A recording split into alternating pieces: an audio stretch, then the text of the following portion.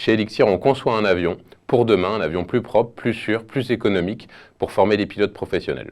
À l'étape la plus marquante quand on se lance dans la fabrication d'un avion, c'est le premier vol de l'avion.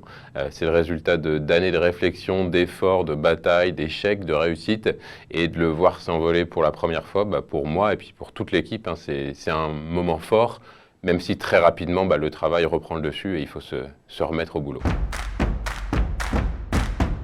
Alors aujourd'hui, l'Elixir consomme déjà 70% de moins que la flotte dans le monde. Demain, on va aller à 90% d'économie par rapport à la flotte, c'est-à-dire en faisant du SAF, du biocarburant et de l'hydrogène liquide pour remplacer les carburants fossiles qu'on utilise aujourd'hui. Alors aujourd'hui, notre plus gros besoin, c'est d'avoir des collaborateurs. C'est des gens qui sont passionnés, qui ont envie de venir nous aider à révolutionner le monde de l'aviation générale et qui sont prêts à s'impliquer dans ce projet.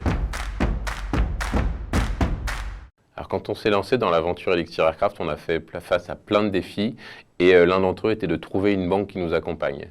Et la Caisse d'épargne est la seule à avoir osé dès le début à nous accompagner dans un projet aussi fou qu'est la création d'un avion. Et si la Caisse d'épargne n'avait pas accepté de nous ouvrir un compte dès le début, on n'aurait jamais pu créer l'entité Elixir Aircraft. La Caisse d'épargne nous a accompagnés dès le début via différentes dettes bancaires, dont deux importantes, une en 2019 pour fabriquer des avions de la présérie et une en 2021 pour continuer à nous accompagner dans nos développements. Elixir s'est lancé récemment dans une nouvelle opération de haut de bilan pour accompagner un développement à l'international via de la recherche de nouveaux investisseurs. Et pour accompagner ces opérations, on cherche de la dette bancaire et notamment auprès de la Caisse d'épargne.